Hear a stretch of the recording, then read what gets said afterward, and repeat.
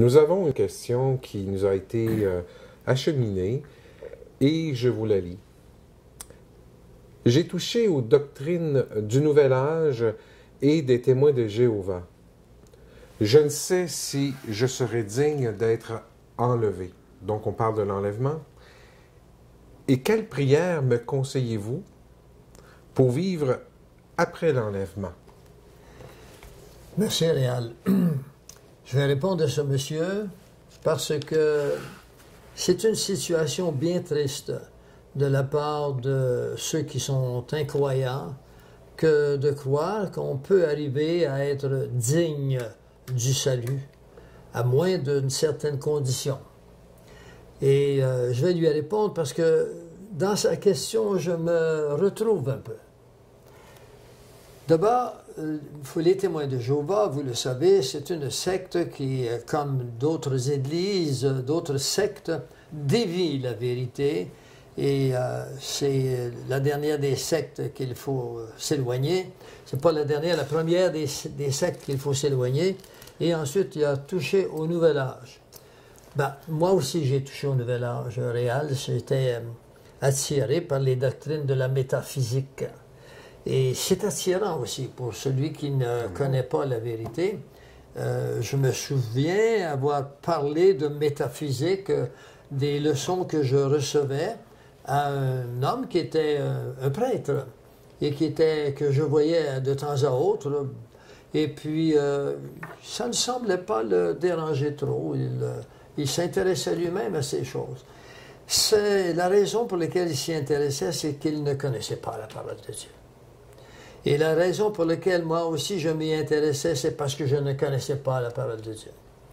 Et pourquoi est-ce qu'on s'y intéresse? C'est parce que le monde matériel qui nous entoure est insuffisant à satisfaire à l'intelligence de l'homme.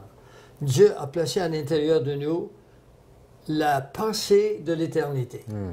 Et cette pensée de l'éternité nous amène à chercher au-delà du matériel, au-delà de le sensationnel, au-delà du toucher, au-delà du sensoriel. Et puis, tout homme est appelé, que l'homme le veuille ou pas, Jésus a dit « J'attirerai tous les hommes vers moi ». Mais même si Jésus les attire, il ne nous enlève pas notre liberté. Alors, on peut refuser d'y aller vers Jésus pendant un temps, en tous les cas, puis de vivre avec le mensonge. Le monsieur en question, ici, semble vouloir maintenant trouver la vérité. Et il va la trouver. Et nous sommes face à une question qui est celle même de ceux qui n'en posent pas. Combien de fois les gens m'ont dit Dieu ne m'acceptera pas, regarde comment je suis, ainsi de suite. Ben, c'est un bon départ de penser que nous ne sommes pas tout à fait dignes, jusqu'au jour où on a la vérité. Le chrétien doit cesser de penser qu'il n'est pas digne. Et la raison pour laquelle nous sommes devenus dignes, c'est parce que quelqu'un nous a rendus dignes. On n'est pas digne de nous-mêmes. D'accord? Il faut que ce soit bien compris, ça. Nous ne méritons pas ces choses. C'est un don de Dieu. Dans Éphésiens 2, au verset 8, il nous est dit « C'est par la grâce que vous êtes sauvés, par le moyen de la foi. » Et là, il dit quelque chose qu'il faut se rappeler. « Et cela ne vient pas de vous. » Qu'est-ce qui ne vient pas de nous?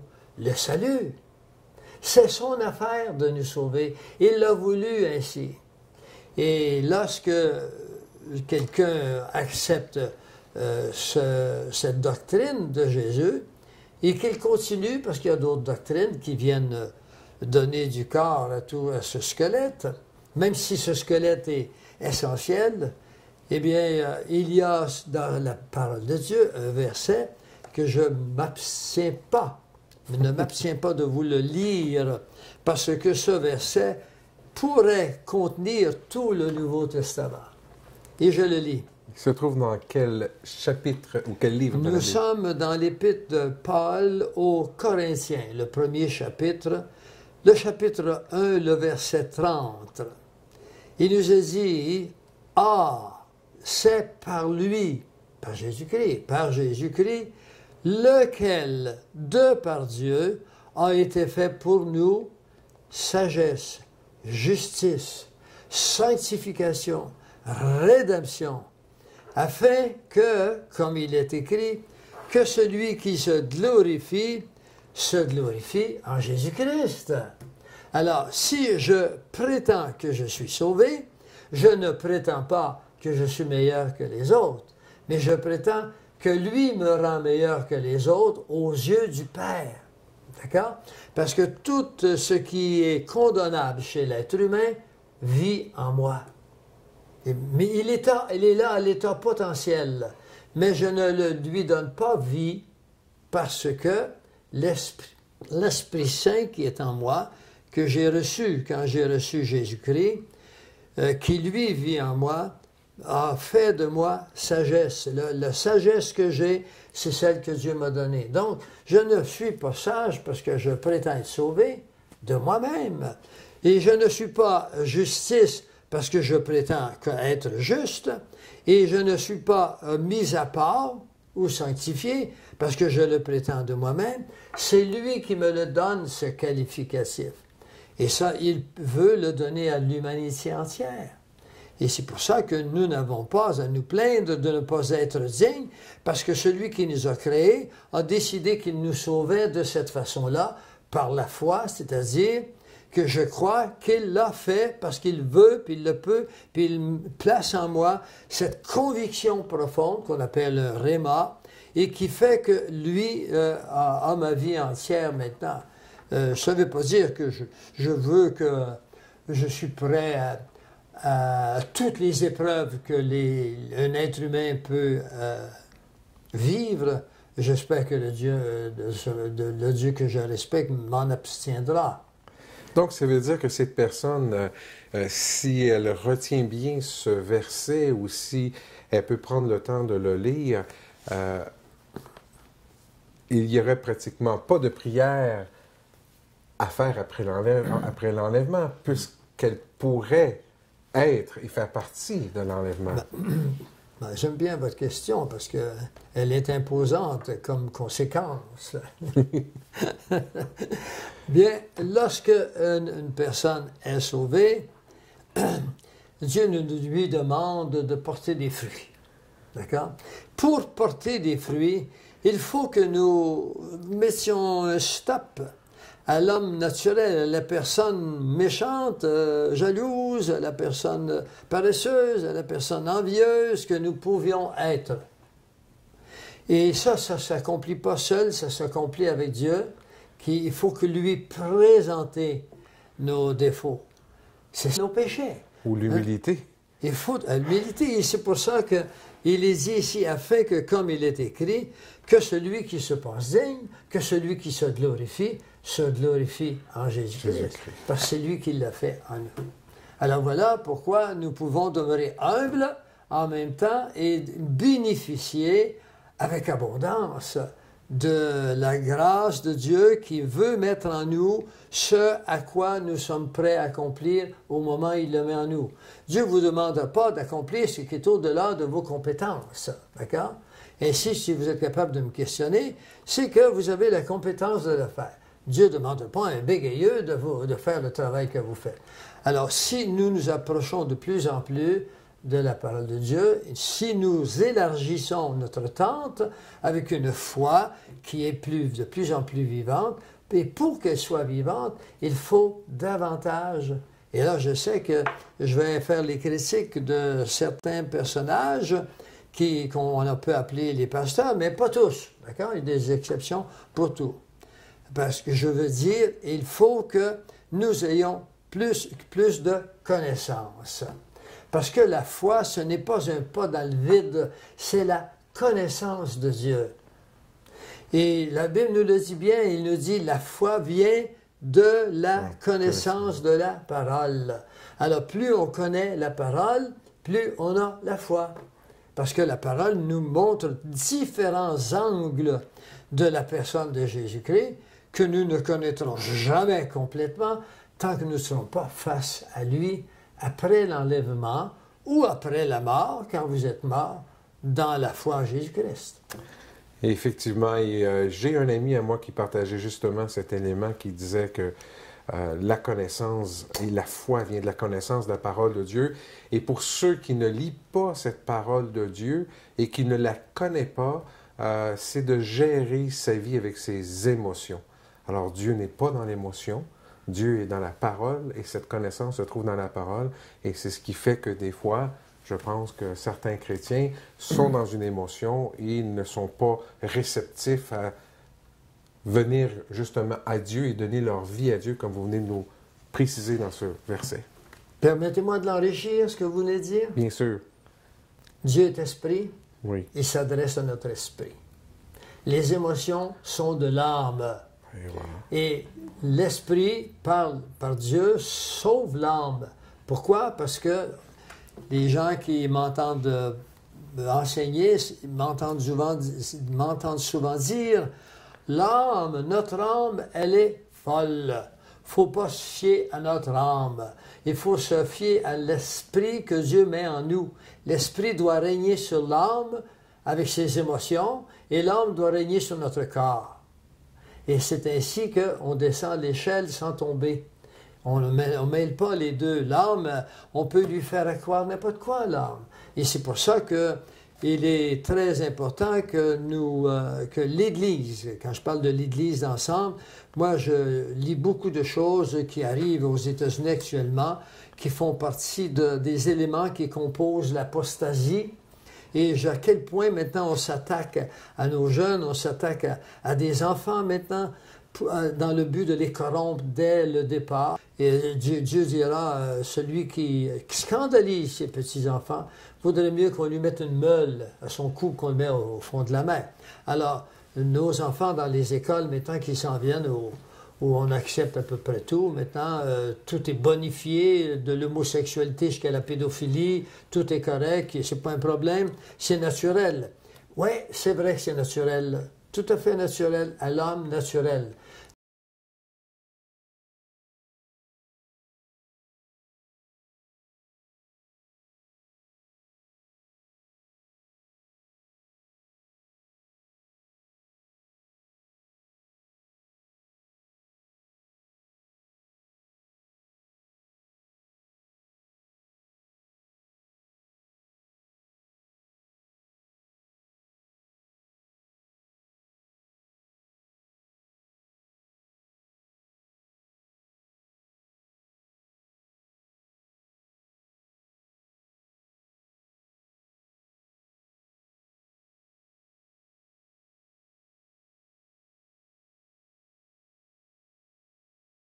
Mais Dieu n'est pas venu ici pour qu'on demeure des hommes naturels. L'homme naturel, dans la parole de Dieu, il est condamné.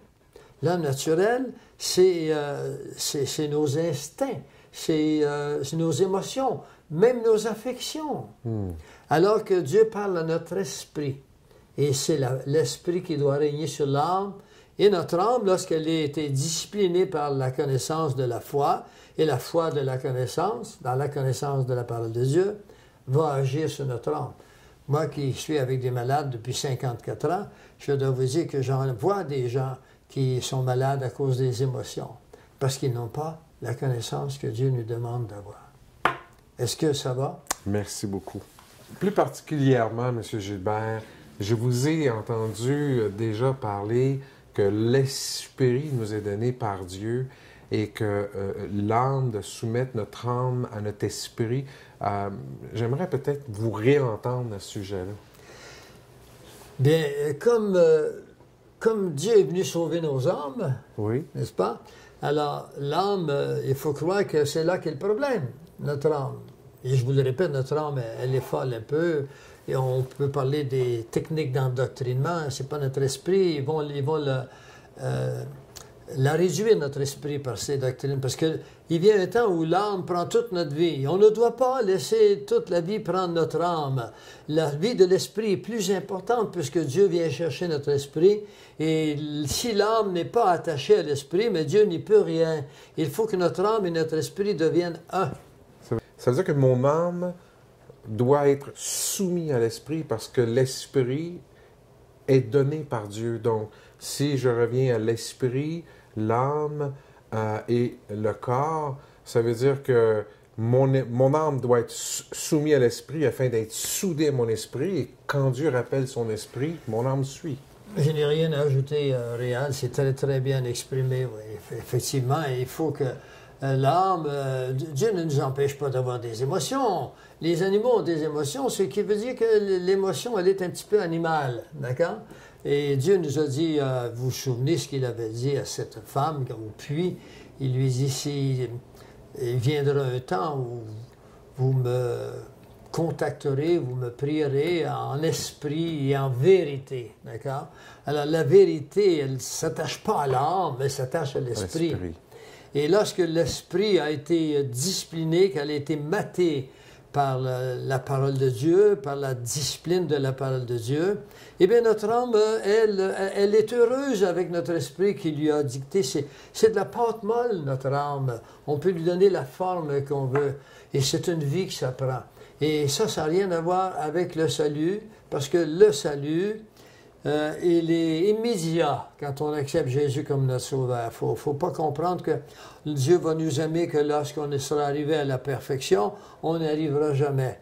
Mais pour la qualité de notre vie, il est très important que nous ne soyons pas soumis à tout vent de doctrine, à toutes les influences qui viennent de l'ennemi dans notre esprit, parce que l'ennemi passe par notre intellect, pardon, plutôt, et que nous puissions être des gens libres.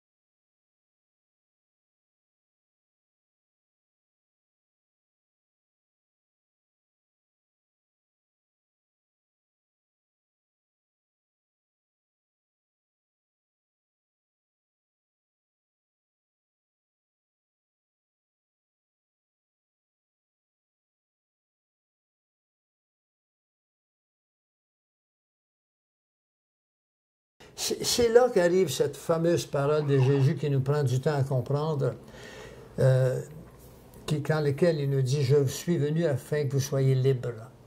Libre de quoi? Libre de tout ce combat dans notre âme, dans notre cœur humain, notre cœur de chair.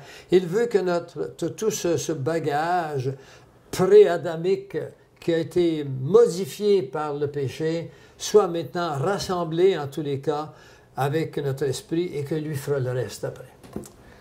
Merci. Alors, on va revenir à la dernière question qui dit « Quelle prière vous pourriez suggérer aux gens qui pourraient être récitées après l'enlèvement, malheureusement? » Bien, malheureusement, effectivement, des millions de personnes vont rester ici après l'enlèvement. Pourquoi? Mais parce qu'ils n'ont pas reçu l'amour de la vérité, on vient de le dire. Mais il y a quand même, je suis certain, il y a des millions de gens qui ont toujours eu des difficultés à prendre des grandes décisions dans leur vie. Qui ont travaillé dans des bureaux pendant toute leur vie, puis le patron leur dit quoi faire toute la journée, puis ils ne prennent pas de décision. Ils finissent par avoir un comportement de soumis à l'année longue. Et ils sont incapables de prendre des décisions profondes, de servir, de s'engager dans un chemin, puis on le tient là. Alors, ces gens-là sont des mous. Et c'est pour ça que le Seigneur dit que celui qui prie, s'il n'est pas défini, eh bien, lui, sa prière ne fonctionnera pas, quoi. Parce que Dieu aime les gens définis, il n'aime pas les pâtes molles. Et la parole de Dieu est une discipline extraordinaire. Dieu veut que nous soyons soumis à sa parole parce qu'il sait très bien que c'est là qu'on y trouve notre joie et notre bonheur. Donc, la prière, cher ami, je lui dirais, c'est la prière la plus facile. Repentez-vous, acceptez que vous avez péché. Je suis à côté de la traque quand vous êtes allé chez les témoins de Jéhovah, quand vous avez été dans le Nouvel Âge. Retournez-vous maintenant vers la parole de Dieu, qui est la vérité, et puis demandez pardon au Seigneur, mais il faut que ce soit vrai dans votre cœur. Il faut que ce soit vrai. Ne le faites pas parce que quelqu'un prie à votre place puis que vous dites Amen. Posez-vous la question, est-ce que vraiment j'y tiens à ce que ce soit ça? Et si vous êtes certain que c'est ça, Dieu vous pardonne, il ne demande pas mieux. Vous revenez au bercail. Il y a des versets là-dessus dans Matthieu. C'est le verset de Dieu, du berger qui quitte ses 99 brebis pour aller en chercher un qui est pris là quelque part dans le flanc de la montagne. Il le prend avec son bâton entre les jambes et il l'amène au grand berceau. Alors, ce qui veut dire que, oui, il faut cesser de vous inquiéter si vous avez fait le pas. Il faut mettre fin à cette histoire de s'inquiéter. Vous ne pouvez pas faire autrement que penser à... On peut, dirais-je, on peut oublier, c'est-à-dire on peut pardonner à quelqu'un ou à soi-même, mais on ne peut pas oublier. Pourquoi est-ce qu'on ne peut pas oublier? Parce que ça fait partie de nos facultés. Si on oublie, on s'est donné rendez-vous ce matin, si on oublie notre rendez-vous réel, on ne serait pas là cet après-midi. Oui. On ne peut pas oublier. Il ne faut pas s'en faire avec ça. Si on n'oublie pas, c'est là dans notre mémoire. Mais il faut regarder où êtes-vous maintenant dans votre décision personnelle. Et c'est tout ce qui compte. Il faut arrêter de s'inquiéter à outre mesure et à en devenir malade parce que Dieu veut qu'on soit joyeux. Réjouissez-vous toujours dans le Seigneur. Vous connaissez? Oui. Philippiens 4:4. Très bien. Merci.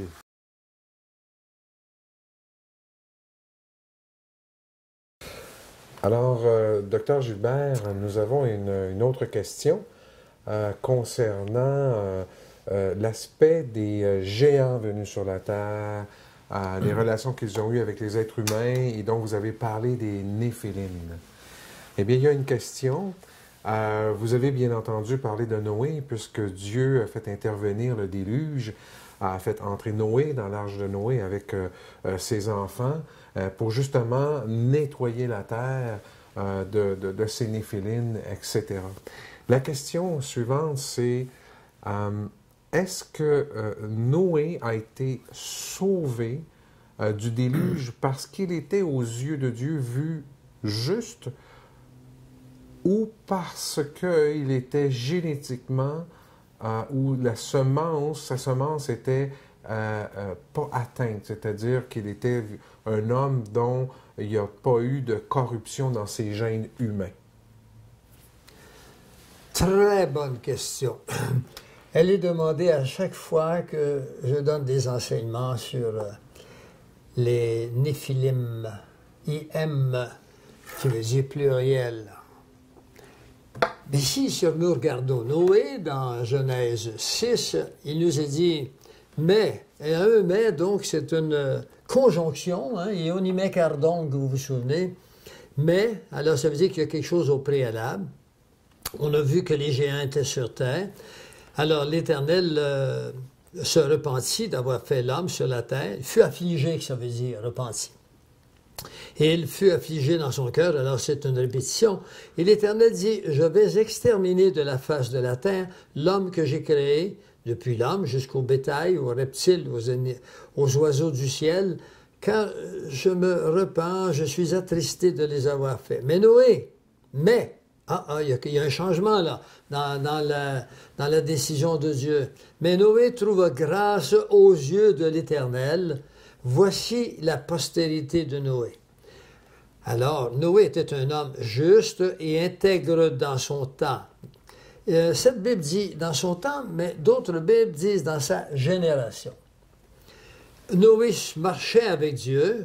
Noé engendra 3 fils, ainsi de suite. La terre était corrompue devant Dieu, la terre était pleine de violence. Dieu regarda la terre et voici, elle était corrompue, car toute chair avait corrompu sa voie sur la terre. Alors Dieu dit à Noé, la fin de toute chair est arrêtée. C'est fort ça, la fin de toute chair est arrêtée. Par devers moi, ça veut dire de par moi. Car ils ont rempli la terre de violence, voici je vais les détruire avec la terre. Et là il va dire à Noé, fais-toi une arche, puis ensuite prends un couple de chaque race, et puis bon. Je ne veux pas aller sur les dimensions de l'âme, nombre d'animaux, est-ce que ça suffisait pour... C'est tout réglé, ces questions-là.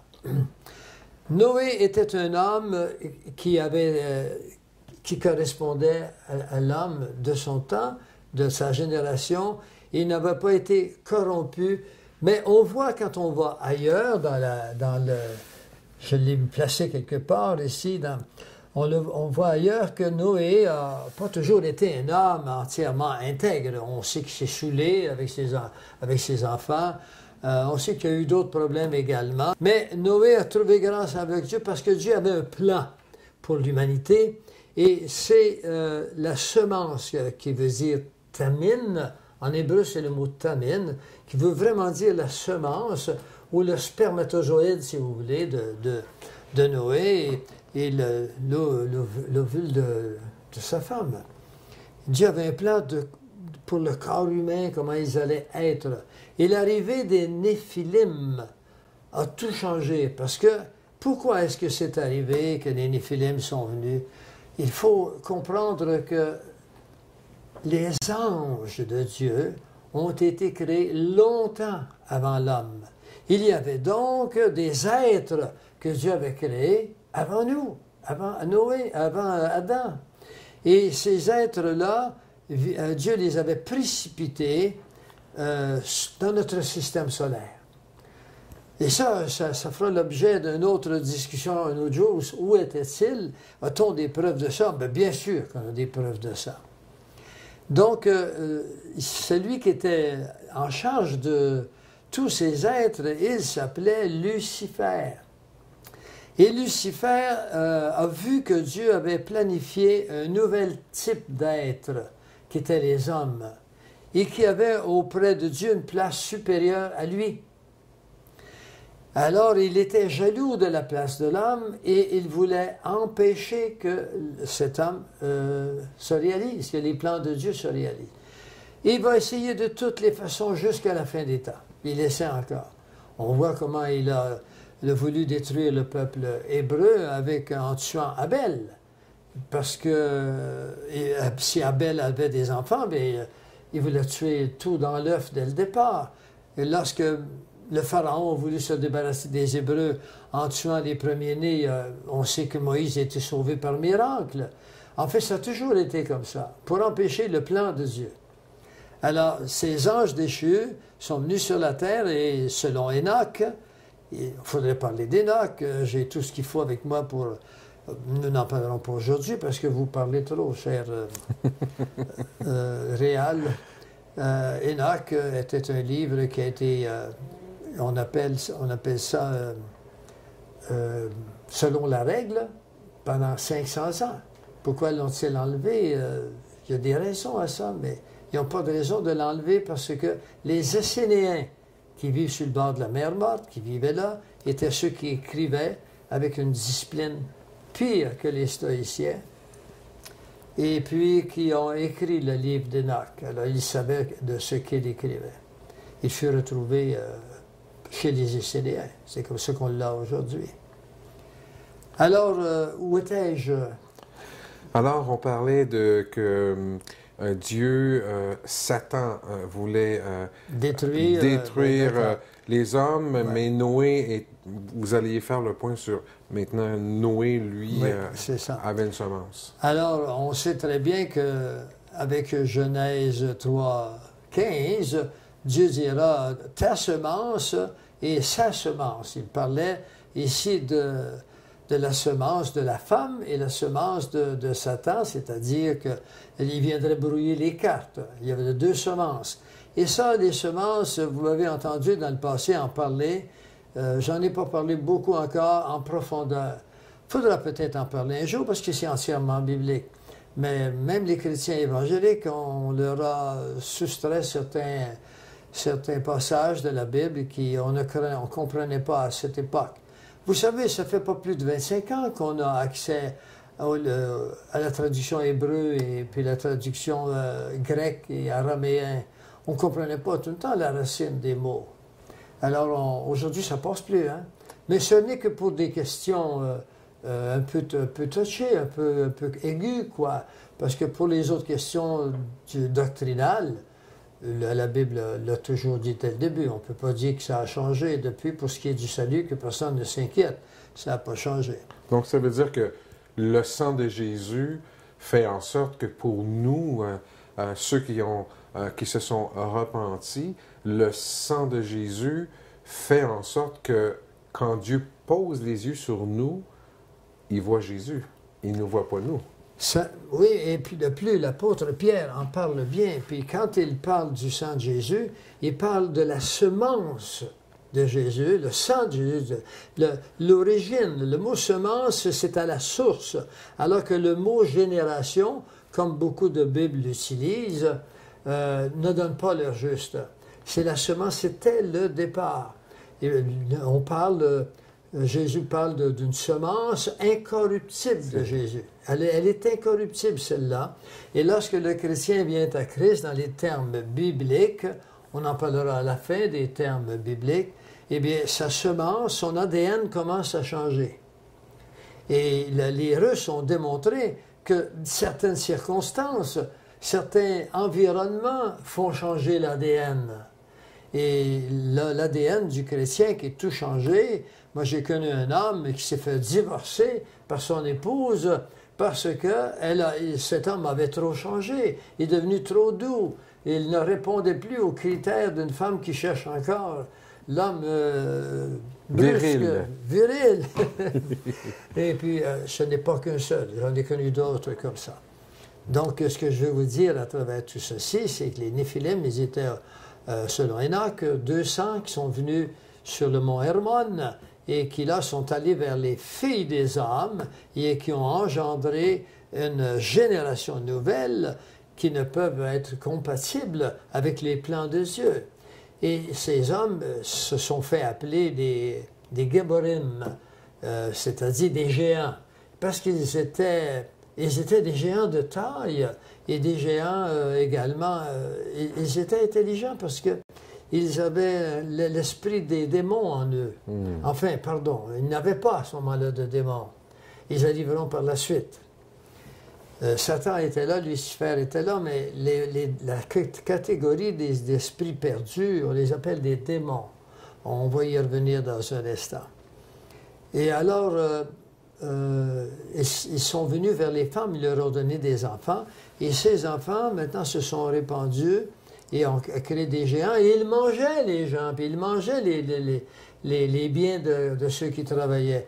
Mais ça s'est fait sur une grande période d'années. Les Néphilim, en réalité, ce ne sont pas les géants. Les Néphilim, ce sont les anges déchus. D'accord. Ce sont des purs esprits qui sont venus.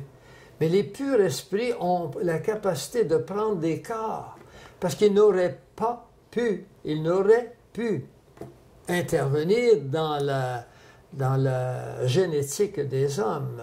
Et c'est pour ça que je sais qu'il y a des démons sur cette terre qui sont davantage des démons que des êtres humains.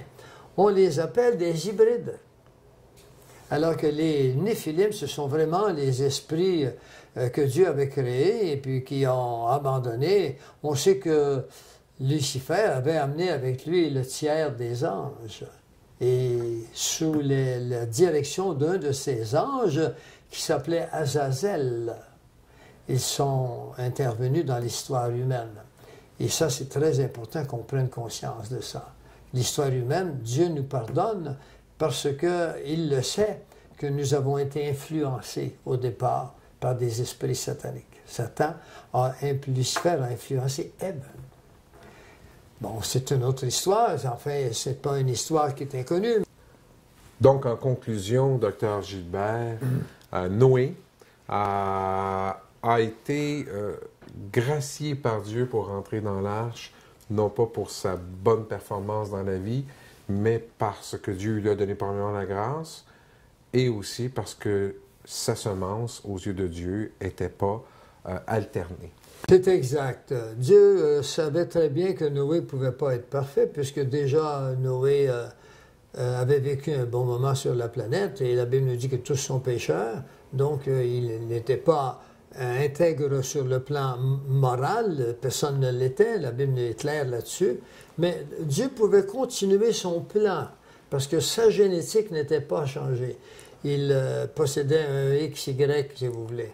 Et puis, c'est à cause de sa génétique et ses enfants qui étaient, on espère, sous ses influences, probablement qu'ils n'ont pas été attaqués dans leur génétique non plus. Et Dieu a pu continuer ses plans pour l'humanité. En somme, nous venons d'un seul couple, Adam et Ève, mais ce couple, comme un entonnoir, s'est réduit considérablement avec le déluge, et nous venons des fils de Noé, ou de Noé lui-même, mais l'Occident, en général, vient de Japheth. Alors que les Sémites, les Sémitiques, il y avait Sem, Cam et Japheth. Cam et Japheth, oui. Eh bien, ils venaient, le Moyen-Orient vient de Sam. Et voilà, alors, oui, c'était pour sa génétique. Il y a d'autres questions qui ont un petit peu été soulevées avec plusieurs personnes, à savoir, est-ce que le fait que Dieu a permis qu'à travers Noé, sa famille a été sauvée, un peu comme à travers la grâce que Dieu a donnée à Noé, est-ce que moi aujourd'hui qui crois en Jésus-Christ et j'ai de la famille proche de moi qui ne sont pas encore sauvés, est-ce que le fait que moi je suis maintenant sauvé aux yeux de Dieu à cause du sang de Jésus, aux yeux de Dieu quand Dieu me regarde, il voit Jésus-Christ, donc je crois en lui, c'est pas moi qui vois, c'est Jésus, c'est la raison pour laquelle il me permet d'être proche de lui. Est-ce que comme Noé, lorsque l'enlèvement va se faire, je peux prétendre que ma famille va me suivre? Réal, je suis tellement heureux que vous posiez cette question. Vous allez voir, ma réponse ne sera pas longue, elle va être concise, puis elle va être radicale. Et la réponse est celle-ci. Nous sommes dans la famille du joaillier, il me semble, ça, qui pose ces questions. Et puis il lui dit... si tu crois au Seigneur Jésus, tu seras sauvé, toi et ta famille. La Bible nous dit que nous sommes tous pécheurs et perdus. Et elle nous dit, c'est par la foi que vous êtes sauvés. Alors, si c'est par la foi qu'on est sauvé, Dieu, dans l'Ancien Testament, s'adresse au peuple. Ouais. Dans le Nouveau Testament, il s'adresse à l'individu. On a un exemple dans Jean 3, 16. Il nous est dit, Dieu a tellement aimé le monde qui a donné son Fils unique afin que quiconque. Dans l'Ancien Testament, il parle à son peuple seulement. Ici, c'est quiconque, de toutes les nations, mais le mot quiconque, ce n'est pas une corporation, ce n'est pas un corps d'individus, un groupe, c'est un être humain. Alors, tout être humain qui répond à Dieu en disant « Oui, je crois en toi », il est sauvé. Alors, il est impossible que ce soit parce que le Père a cru et que les enfants sont absolument incroyants qu'ils soient sauvés. Ce qu'il voulait dire, c'est que tes enfants aussi seront sauvés de la même manière que toi, tu as été sauvé. C'est-à-dire que ce n'est plus par la loi, c'est par la grâce. Crois en moi seulement et tu seras sauvé. Sinon, Réal, ça nous rendrait la vie facile. Qu'est-ce qu'il nous resterait à faire? Ce serait d'évangéliser les pères seulement. Ça ferait pas mal moins de monde à évangéliser. Ils seraient tous sauvés. N'est-ce pas? C'est exactement, Dr. Gilbert. Merci beaucoup.